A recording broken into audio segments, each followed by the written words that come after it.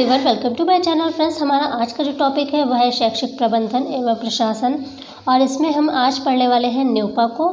और न्यूपा को जो है हम आज के ही वीडियो में बिल्कुल कंप्लीट पढ़ लेंगे। न्यूपा में इतना बहुत ज़्यादा कुछ नहीं है जिसके लिए 2-4 वीडियो आपको देखने पड़े। सब कुछ, सारे फैक्ट, सारी चीज़ें आपको एक ही वीडियो में न्यूपा से रिलेटेड मिलेंगी। और फ्रेंड्स, न्यूपा में जो कुछ भी है वो सारी चीज़ें मैं आपको बताने वाली हूँ, क्योंकि मैं काट छाट कर आपको नहीं पढ़ा सकती। मैं सारी चीज़ें आपको बताऊँगी, लेकिन मैं एनालिसिस ज़रूर अपना दे सकती हूँ कि आपको न्यूपा में क्या चीज़ें पढ़ना चाहिए और क्या चीज़ें छोड़ना चाहिए। ठीक है, वीडियो को बिल्कुल स्किप ना करें, एंड तक देखें, क्योंकि ये टॉपिक इम्पॉर्टेंट टॉपिक है। क्योंकि आपका जो एस्टेट है, सुपर टेट है, 3 भाग में है। सीडीपी का जो है वो हिस्सा 3 पार्ट में है। एक तो बाल मनोविज्ञान है 10 नंबर की, फिर है जीवन कौशल 10 नंबर का, और फिर है शिक्षण कौशल, वो भी 10 नंबर का है। 10-10 नंबर की 3 चीज़ें हैं। मतलब टोटल ये जो टॉपिक है 30 नंबर का है, और 30 नंबर बहुत ज़्यादा होते हैं। और ये इसमें बहुत बड़ा क्षेत्र भी नहीं है, कुछ ही चीज़ें आपको पढ़ना है। अगर कुछ 2-4 चीज़ें ऐसी हैं जिन पर आपकी कमांड अच्छी है तो आपको ये ईज़िली नंबर आपके कहीं नहीं जाने हैं। जीवन कौशल, शिक्षण कौशल में आप जो चीज़ें पढ़ेंगे तो ये आप चाहें तो इसमें 10 में से 10 ला सकते हैं, शिक्षण कौशल और जीवन कौशल में, क्योंकि इनमें जो है बहुत ज़्यादा ऐसा कुछ नहीं है। इन पर अगर 2-4 चीज़ें ऐसी हैं, 2-4 टॉपिक ऐसे हैं जिन पर आपका कमांड अच्छा है, तो आप जो है इनसे रिलेटेड अगर कोई क्वेश्चन आता है वो आपका गलत नहीं होगा, और आपके यहाँ से कोई नंबर आपके बाहर भी नहीं जाने हैं। आप पढ़ेंगे न्यूपा को। आज के वीडियो में हम न्यूपा पढ़ेंगे, एनसीईआरटी पढ़ेंगे, एससीईआरटी पढ़ेंगे, और फिर पढ़ेंगे हम एनसीएफ 2005, आरटीई 2009। आरटीई 2009 में पढ़ा चुकी हूँ, ठीक है। आप प्लेलिस्ट में जाएं, वहाँ पे आपको आरटीई 2009 और एनसीएफ 2005 में दोनों चीज़ें पढ़ा चुकी हूँ, जो कि बहुत ज़्यादा इम्पॉर्टेंट है। अगर आपने उसको नहीं देखा है, आप ज़रूर देखें, क्योंकि आपको जीवन कौशल और शिक्षण कौशल के जो 20 नंबर हैं दोनों, वो बिल्कुल स्किप नहीं करने हैं, मिस नहीं करने हैं। तो आपको आरटीई 2009, एनसीएफ 2005 ज़रूर देखना चाहिए। फिर मैं आपको जो 2020 की एनईपी आई है, यानी नई शिक्षा नीति आई है 2020, उसको भी मैं आपको पढ़ाऊंगी, क्योंकि यहाँ से आपका जो 30 नंबर का जो पोर्शन है वो आपका 30 नंबर का बिल्कुल कवर होना चाहिए। और मोस्टली चीज़ें मैंने आपको पढ़ाई हुई हैं। विकास के सिद्धांत और आयाम मैं पढ़ा चुकी हूँ, और जो सिद्धांत, जो 14 और सिद्धांत हैं वो भी आने हैं आपके। फिर पढ़ाया हुआ है विकास को प्रभावित करने वाले कारक जो है वो भी इम्पॉर्टेंट है। यहाँ से भी क्वेश्चन पूछे गए हैं। पिछले 69,000 और 68,500 दोनों में जो है वहाँ से कवर किए गए हैं क्वेश्चन। तो आप जो है जितने भी इम्पॉर्टेंट टॉपिक हैं और सारी चीज़ें आपकी जो है लगातार आ रही है। और ये जो टॉपिक है न्यूपा है, एनसीईआरटी, एससीईआरटी इम्पॉर्टेंट है, इनको बिल्कुल जो है नहीं छोड़ना है। सारी चीज़ें आपको पढ़ना है, कुछ भी वेस्ट आप यहाँ पे नहीं पढ़ेंगे, क्योंकि बाल मनोविज्ञान और ये सारी चीज़ें अगर पढ़ें तो बहुत सारे पढ़ सकते हैं। शिक्षण कौशल में आप देखें, एक टॉपिक की एक किताब है मोटी मोटी सी, लेकिन आपको यहाँ पे ईज़िली वो चीज़ें पढ़ाई जाएंगी जो आपके एग्ज़ाम से रिलेटेड चीज़ें जो है आपको ज़रूरत है, जिनकी वो चीज़ें ही आपको यहाँ पे बताई जाएंगी। हम पढ़ेंगे न्यूपा को। वीडियो के लास्ट में मैं अपना एनालिसिस भी दे दूंगी आपको कि न्यूपा में आपको क्या क्या चीज़ें पढ़ना चाहिए, क्योंकि अभी मैं जो पढ़ाऊंगी वो तो कंप्लीट पूरा चीज़ ही पढ़ाऊंगी आपको, क्योंकि मैं नहीं छोड़ सकती। मेरा फ़र्ज़ है पूरी चीज़ें बताना आपको, तो वो मैं पूरी चीज़ें आपको बताऊंगी। लेकिन वीडियो के लास्ट में मैं एनालिसिस दे दूँगी अपना, कि आप इनमें से इतने लंबे चौड़े पैराग्राफ ना पढ़ के आप छोटी छोटी क्या चीज़ें याद करें जो आपकी काम की हैं। तो चलिए वीडियो स्टार्ट करते हैं। चैनल पर नए हैं तो सब्सक्राइब कर दीजिए, साथ ही बेल आइकन को भी प्रेस कर दीजिए। तो चलिए वीडियो स्टार्ट करते हैं। तो सबसे पहले हम न्यूपा में देखेंगे उसकी फुल फॉर्म।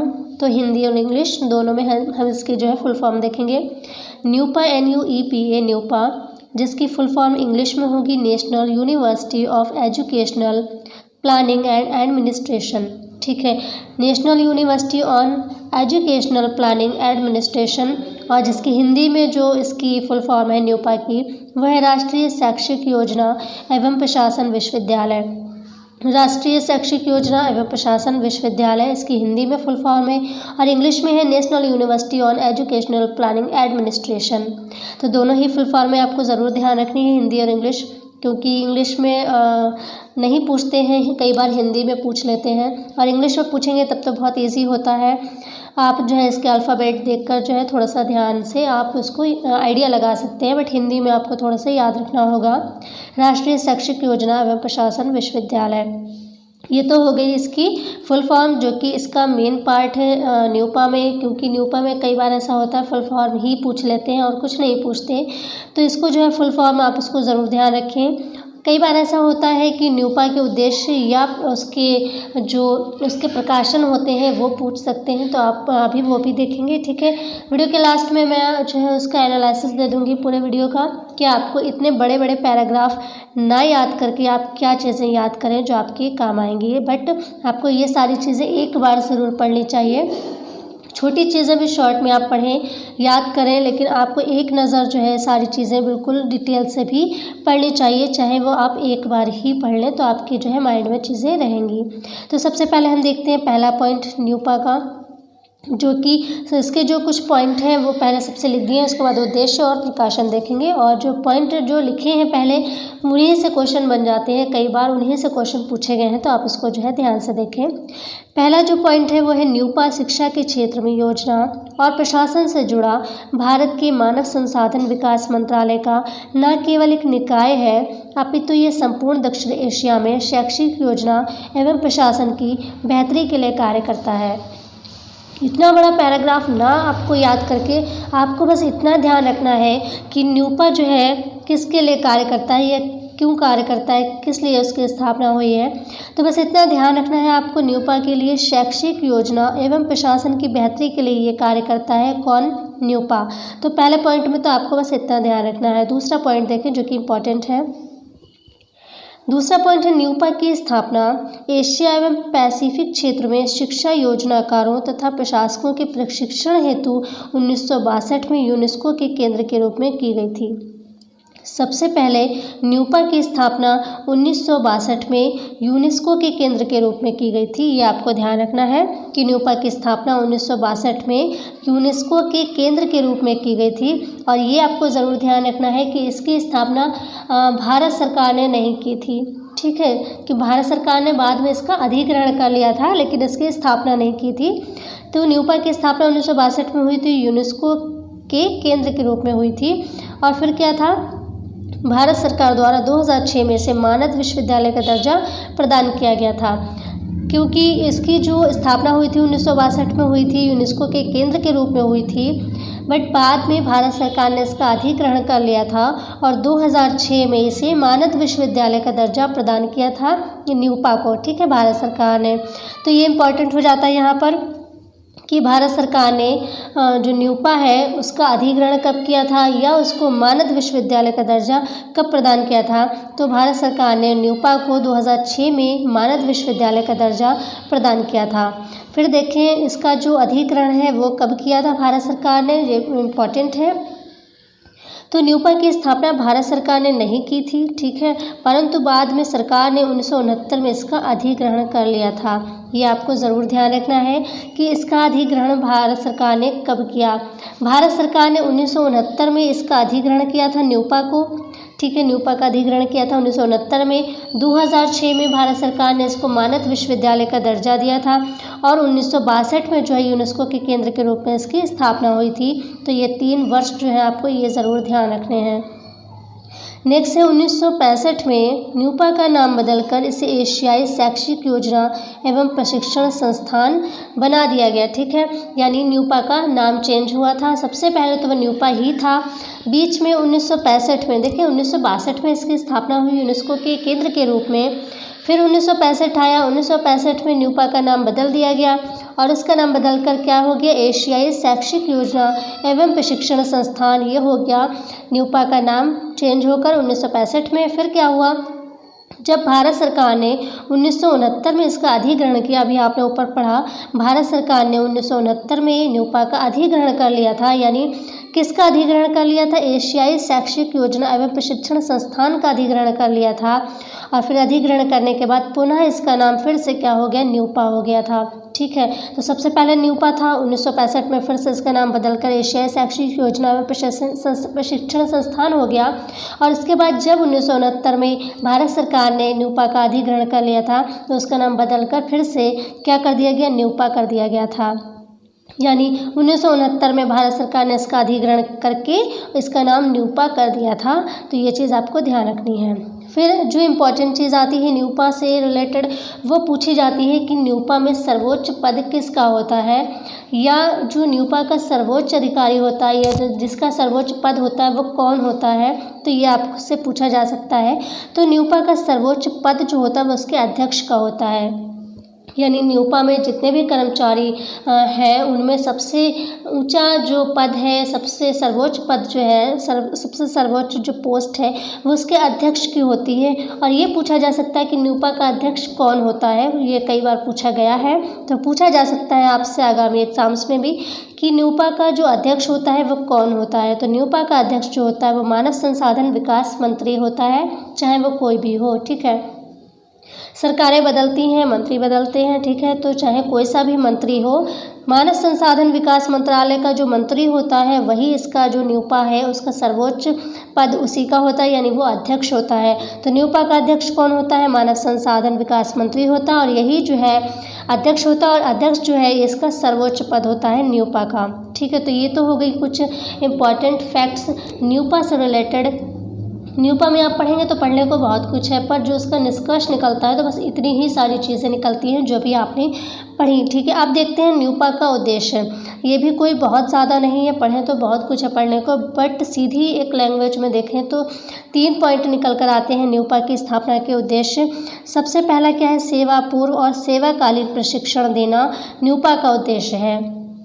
सेवा पूर्व जैसे डीएलएड होता है, जैसे बीएड होता है, एमफिल होता है, पीएचडी होता है, तो ये सारी चीज़ें सेवा पूर्व। सेवाकालीन मतलब सेवा में रहते हुए जो प्रशिक्षण समय समय पर दिए जाते हैं, जैसे शिक्षकों को समय समय पर प्रशिक्षण दिए जाते हैं, ट्रेनर जो होते हैं उनको भी प्रशिक्षण दिए जाते हैं, जो प्रशासक होते हैं उनको जो है हर तरह के प्रशिक्षण दिए जाते हैं। तो ये सारे जो है सेवाकालीन यानी सेवा पूर्व और सेवाकालीन प्रशिक्षण देना किसका उद्देश्य है, न्यूपा का उद्देश्य है, सेवा पूर्व और सेवाकालीन प्रशिक्षण देना। यहाँ पर ध्यान दें कि सिर्फ न्यूपा का ही उद्देश्य नहीं है, ये न्यूपा का ही उद्देश्य नहीं है सेवा पूर्व और सेवाकालीन प्रशिक्षण देना, और भी संस्थाएं हैं जो सेवा पूर्व और सेवाकालीन प्रशिक्षण देती हैं, जिनको हम पढ़ेंगे नेक्स्ट वीडियो में। एनसीईआरटी पढ़ेंगे, एससीईआरटी पढ़ेंगे, बहुत सारी चीज़ें हम पढ़ेंगे अभी, उसमें भी हम देखेंगे। क्योंकि हम न्यूपा का उद्देश्य देख रहे हैं तो न्यूपा का उद्देश्य भी यही है कि सेवा पूर्व और सेवाकालीन प्रशिक्षण देना।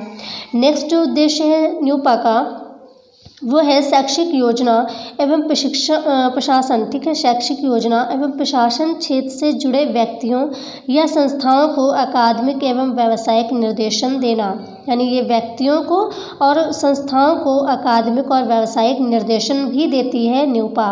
तो ये एक उद्देश्य है इसका।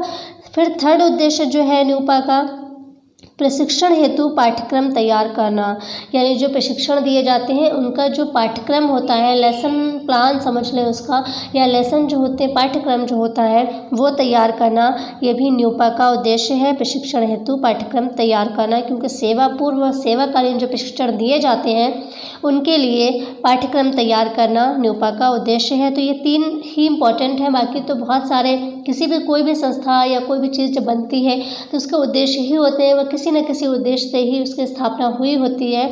बहुत सारी चीज़ें होती हैं, बहुत सारे उद्देश्य होते हैं, लेकिन ये 3 जो उद्देश्य हैं यही इम्पॉर्टेंट है, आप इनको ही ध्यान से पढ़ लें। फिर है नेक्स्ट न्यूपा के प्रमुख प्रकाशन भी बहुत सारे हैं, बट जो कुछ प्रकाशन हैं जिनको पूछा गया है पिछले एग्जाम्स में या पूछ सकते हैं या जो इम्पॉर्टेंट है, ठीक है, तो उनको हम देखते हैं। सबसे पहला है journal of educational planning and administration. ये न्यूपा का जो प्रकाशन होते हैं, न्यूपा से जो प्रकाशित निकलते हैं मैगजीन या न्यूज़लेटर, ठीक है, तो जो प्रकाशन निकलते हैं न्यूपा से उनके बारे में भी क्वेश्चन पूछे गए हैं पिछले कुछ एग्जाम्स में, तो इसको भी देख लें आप। Journal of educational planning and administration, ये एक जो है इसका जर्नल है न्यूपा का, जो कि निकलता है तिमाही, मतलब हर तीसरे महीने निकलता है। Journal of educational planning and administration ये हर 3 महीने में निकलता है। ये एक तिमाही जर्नल है जो अंग्रेज़ी भाषा में निकलता है, ये भी आप ध्यान रखें, अंग्रेज़ी में निकलता है। जनवरी में निकलता है, अप्रैल जुलाई अक्टूबर महीने में ये प्रकाशित होता है, यानी हर तीसरे महीने जो है ये प्रकाशित होता है। तो आप देख लें इसको, जनवरी में होगा, फिर अप्रैल में होता है, फिर जुलाई में होता है और फिर अक्टूबर में होता है। यानी हर तीसरे मंथ में जो है इसका प्रकाशन होता है। किसका? Journal of educational planning and administration का। नेक्स्ट जो है प्रकाशन है इसका, वो प्रकाशन है परिप्रेक्ष्य। जो परिप्रेक्ष्य प्रकाशन है न्यूपा का, ये न्यूपा द्वारा हिंदी में चतुर्मासी जर्नल है, चतुर्मासी, ठीक है। यानी जो अभी आपने ऊपर देखा वो तीसरे महीने में निकलता है और ये जो है ये हर चौथे महीने में निकलता है। कौन सा? परिप्रेक्ष्य। इसमें और कुछ ज़्यादा नहीं है पढ़ने को, बस इतना ध्यान रखें। परिप्रेक्ष्य जो है ये चतुर्मासी जर्नल है और हिंदी में निकलता है, बस इतना ध्यान रखें। नेक्स्ट है जो तीसरा प्रकाशन इसका, और 3 ही इम्पॉर्टेंट है इसके प्रकाशन। तो तीसरा जो प्रकाशन है वो है न्यूपा न्यूज़ लेटर। ये एक न्यूज़ लेटर है, ठीक है, ये न्यूपा का न्यूज़ लेटर है। इसके अलावा न्यूपा जो है एमफिल पीएचडी आदि भी करवाता है। तो ये चीज़ें हो गई, बस यहाँ तक जो है ये इतना जो है ये प्रकाशन हो गए, यानी 3 प्रकाशन है। तो न्यूपा न्यूज़ लेटर जो है इसका तीसरा प्रकाशन है जो कि इम्पॉर्टेंट है और ये जो है न्यूपा का न्यूज़ लेटर है, ठीक है। इसके अलावा जो न्यूपा है क्या क्या करवाता है? एमफिल करवाता है, पीएचडी करवाता है और इसी तरह के और भी इसी कैटेगरी के जो है और भी कोर्स करवाता है न्यूपा। अब लास्ट में क्या देखें हम इसको कि इसकी मतलब जो है इसको किसने अच्छा बताया है, ठीक है। तो वो देखते हैं मानव संसाधन विकास मंत्रालय ने, ठीक है। यानी इसका जो मंत्री होता है वही न्यूपा का अध्यक्ष होता है, ठीक है। तो मानव संसाधन विकास मंत्रालय ने न्यूपा को उच्च शिक्षा के क्षेत्र में सबसे सटीक और भरोसेमंद आंकड़े देने हेतु राष्ट्रीय स्तर पर अखिल भारतीय उच्च शिक्षा सर्वेक्षण का कार्य भी सौंप दिया गया है। यानी न्यूपा को एक कार्य ये भी सौंपा गया है। क्यों सौंपा गया है? क्योंकि वो सबसे भरोसेमंद मानी गई है न्यूपा। उसके जो आंकड़े हैं वो सबसे ज़्यादा सटीक और भरोसेमंद माने हैं। किसने? मानव संसाधन विकास मंत्रालय ने न्यूपा के जो आंकड़े हैं वो सबसे ज़्यादा सटीक और भरोसेमंद जो है उसने माने हैं। इसीलिए उसने क्या किया है, राष्ट्रीय स्तर पर अखिल भारतीय उच्च शिक्षा सर्वेक्षण का कार्य भी जो है न्यूपा को सौंप दिया है। किसने? मानव संसाधन विकास मंत्रालय ने। यानी जो और कार्य हैं उसके जो सेवा पूर्व सेवाकालीन प्रशिक्षण देना या पाठ्यक्रम तैयार करना या और भी जो है व्यावसायिक निर्देशन देना, तो ये सारे कार्य हैं। इसके अलावा जो मानव संसाधन विकास मंत्रालय उच्च शिक्षा के लिए अखिल भारतीय उच्च शिक्षा सर्वेक्षण का कार्य भी जो है इसको सौंप दिया है न्यूपा को, क्योंकि इसके आंकड़े सबसे ज़्यादा सटीक और भरोसेमंद माने गए हैं। तो इतना ही है बस न्यूपा में, इससे ज़्यादा और कुछ भी नहीं है न्यूपा में। आप न्यूपा के 2-4 वीडियो देखें, मिलना आपको यही मटेरियल है, क्योंकि यहाँ से इससे ज़्यादा न्यूपा में और कुछ भी नहीं है। तो न्यूपा का ये तो हो गया थोड़ा सा डिटेल से, पैराग्राफ थोड़े बड़े थे, लेकिन आपको इसमें शॉर्टली क्या पढ़ना है। सबसे पहली चीज़ आपको न्यूपा में जो पढ़नी है वो न्यूपा की फुल फॉर्म पढ़नी है आपको, हिंदी और इंग्लिश दोनों में, ठीक है। हिंदी में कई बार पूछी गई है, इंग्लिश में नहीं पूछी गई है और कई बार इंग्लिश में भी पूछी गई है। तो न्यूपा की फुल फॉर्म हिंदी और इंग्लिश दोनों में आपको याद करनी है। दूसरा आपको जो याद करना है न्यूपा से रिलेटेड वो है कि मानद विश्वविद्यालय का दर्जा न्यूपा को कब दिया गया, ठीक है। तो 2006 में दिया गया था। तो ये चीज़ आप ध्यान रखें, मानद विश्वविद्यालय का दर्जा न्यूपा को कब दिया गया था, ये चीज़ पूछी जा सकती है। फिर पूछा जा सकता है आपसे कि भारत सरकार ने इसका अधिग्रहण कब किया था, ठीक है, या इसकी स्थापना यूनेस्को के केंद्र के रूप में कब की गई थी। तो 1962 में की गई थी, आपको पता होगा। फिर 1965 में इसका नाम चेंज हो गया था। फिर 1969 में जब भारत सरकार ने इसका अधिग्रहण कर लिया था तो इसका नाम फिर से न्यूपा हो गया था। तो ये चीज़ें जो है आपको ध्यान रखनी है। फिर न्यूपा की स्थापना के उद्देश्य याद रखने हैं, 3 ही उद्देश्य हैं, सेवा पूर्व सेवाकालीन प्रशिक्षण देना, व्यावसायिक निर्देशन देना और पाठ्यक्रम तैयार करना। ये छोटी सी चीज़ है, बस आपको ध्यान रखनी है। और जो न्यूपा के प्रकाशन हैं, 3 ही प्रकाशन हैं, छोटे छोटे से हैं। एक तिमाही निकलता है, मतलब हर तीसरे महीने निकलता है, और एक हर चौथे महीने निकलता है जो कि हिंदी में निकलता है, और जो हर तीसरे महीने निकलता है वो इंग्लिश में निकलता है। तो बस इतना ही है न्यूपा में, और कुछ भी नहीं है पढ़ने के लिए। लेकिन इम्पॉर्टेंट इसकी बहुत ज़्यादा है इम्पॉर्टेंस न्यूपा की। अभी तक जितने भी टेट एग्ज़ाम्स हुए हैं उसमें से मोस्टली पूछा गया है न्यूपा को, या और जो एग्ज़ाम्स होते हैं इनसे रिलेटेड उसमें न्यूपा को एनसीईआरटी एससीईआरटी ऐसे क्वेश्चन बनते हैं। तो ये इंपॉर्टेंट टॉपिक अपने आप में हो जाता है। वैसे भी जीवन कौशल और शिक्षण कौशल में जो चीज़ें हैं वो इतनी बहुत ज़्यादा टफ नहीं है, लेकिन उनकी इम्पॉर्टेंस बहुत ज़्यादा है, इसलिए चीज़ों को बिल्कुल भी इग्नोर नहीं करना है, सारी चीज़ें अच्छे से पढ़ना है। अब आप पढ़ेंगे न्यूपा को, आज देखा आपने, इसके बाद SCERT NCERT पढ़ेंगे। आप NCF 2005 और RT 2009 को ज़रूर देखें, क्योंकि वहाँ से क्वेश्चन ज़रूर पूछे जाएंगे आपसे। तो NCF 2005 और RT 2009 का जो है कंप्लीट हो चुका है, आप चैनल पर देख सकते हैं पेडागोजी प्लेलिस्ट से। आज के वीडियो में इतना ही। वीडियो अच्छा लगा और शेयर ज़रूर करिएगा। मिलते हैं नेक्स्ट वीडियो में, तब तक के लिए टेक केयर, बाय बाय।